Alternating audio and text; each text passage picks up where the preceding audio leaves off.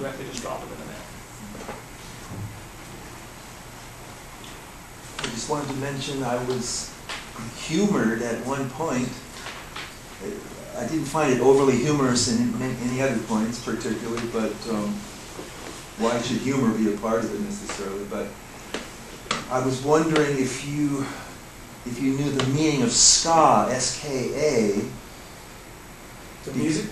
Well, I was looking at the word. There was a woman in one of your photographs who was being prosecuted in the courthouse known as Ska-mania.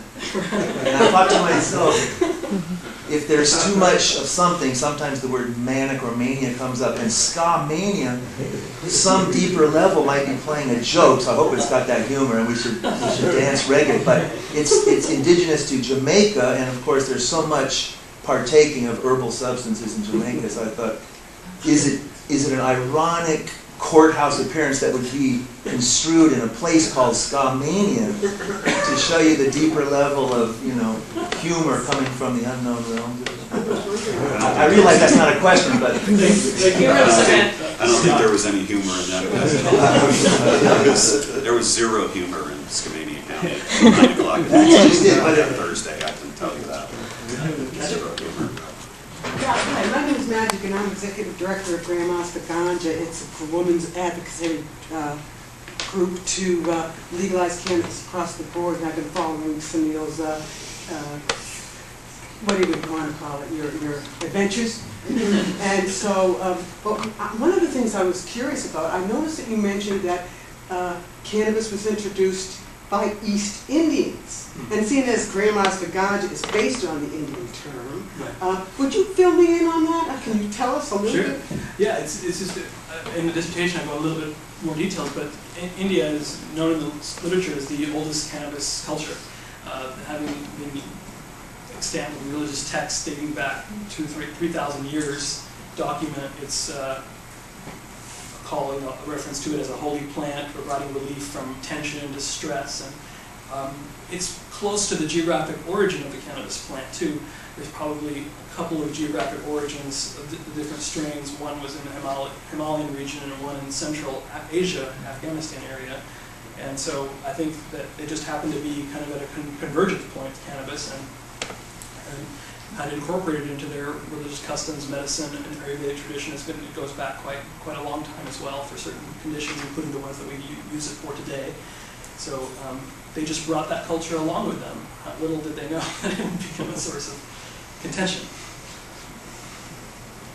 Yeah. Can you say anything about the other part of the medical access as being prescribed this? How, because I'm sure it's up to the personal attitude of different doctors, how likely they are to use this and to allow their patients to use this medicine. And is there any data of how people work this?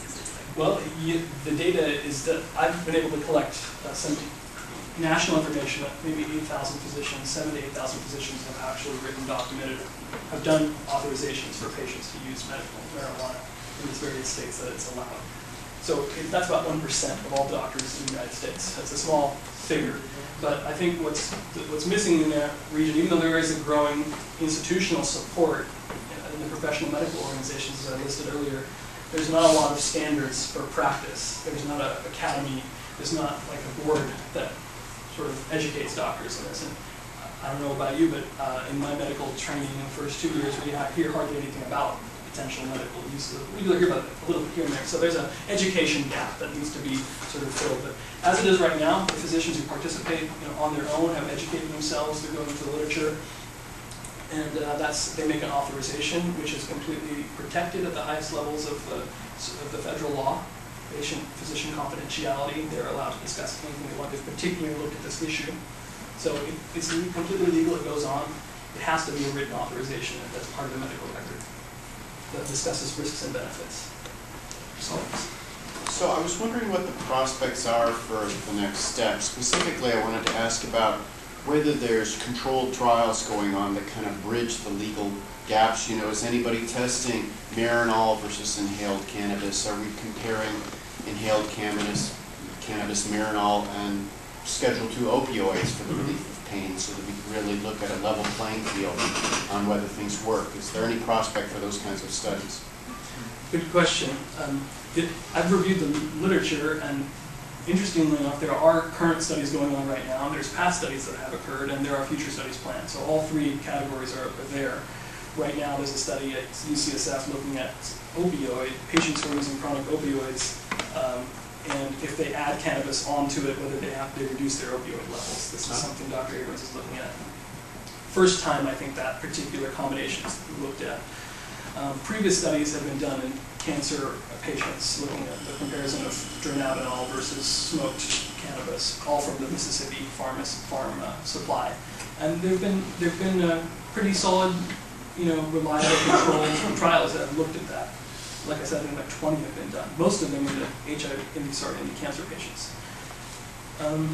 HIV patients are also a well-studied group. They looked at them for weight loss, for wasting syndromes, and groups at New York Medical College, I believe it is, and at UCSF have done studies of those populations. So they're there, they're in the literature, but big studies, like 100 patients, haven't been happening. We're talking about 30, 40 patients, that kind of thing. And are all of those with the Mississippi U.S. government-grown crappy marijuana? That's correct. I mean, the other people are trying to introduce alternative places, alternative distribution or growing facilities that would grow multiple strain quality cannabis. But I was amazed to see there actually were a number of trials already done, and on the basis of that information, you can at least figure out, well, there is some medical utility here. Now, dosing specifications, typical illnesses, that much more work is to be done, and I think they're on the drawing board with certain types of conditions. The MS Society has also recently funded a study at UC Davis, Multiple Sclerosis Society, to look at spasticity.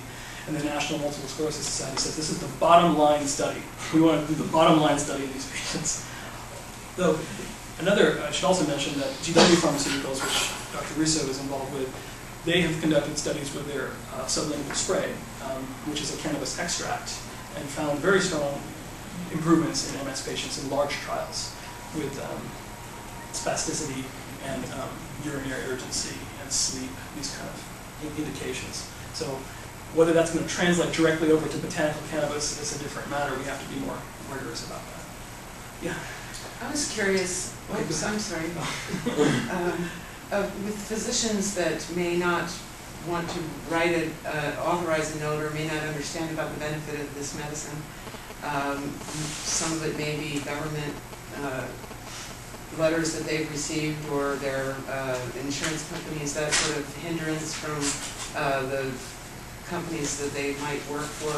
And then also, if there's some sort of, with patients that, like say, how many patients in the United States have MS or have these other conditions that Washington State patients that are fortunate enough to have physicians to write notes for them have found relief for, how many other patients in this country, if the physicians weren't hindered and had the education, would be able to be patients? That's true. Quite a bit. I mean, if you just look at the population size. I compared the population, the 4 patients that received the federal marijuana. You can look at their conditions. One has MS, one has congenital cataracts, one has multiple cartilaginous exostosis, a rare bone disorder. There's a significant number of patients with those illnesses in the United States. You can look at the epidemiology of those illnesses, and it's certainly a very strong case to be made for equal access, definitely. Yes? Well, I'm kind of curious, with inhaled marijuana, how could you do a good randomized controlled trial given the lack of kind of standardized active component in the inhaled? I think it would be through a vaporization route. That's what, with vaporization, it's a delivery device that has now been studied in a controlled trial at UCSF, with, which is a kind of a heating instrument that instead of combusting the botanical, you just heat it to about 180 degrees Celsius and blow hot air over it and collect that. And so they've been able to actually get standardized THC and CBD concentrations in the vapor. So I think we could actually standardize what the mist, the vapor is that a patient is receiving in a trial. Right. And then you could compare that with a mist that was made from a cannabis strain that had no cannabinoids in it. The pharmacy, the the Mississippi. Mississippi root. Yeah, you got these guys know. Yeah, the Mississippi farm creates a placebo strain by extracting the cannabinoids. Well, I'm curious, do you think that administering the inhaled compound in a clinical setting, with that device that you just described, as opposed to the normal setting for inhaling, might bias the study? Well, inhalers are part of clinical sort of paraphernalia, like with asthma and albuterol inhalers, of course. Right. Yeah. So I think that just as long as they know that they're either may get active or may get, nothing. Mm-hmm. It's certainly true that when patients are involved in cannabis clinical trials, all sorts of funny things happen, like you get paranoid reactions in the placebo group and things like Right. that.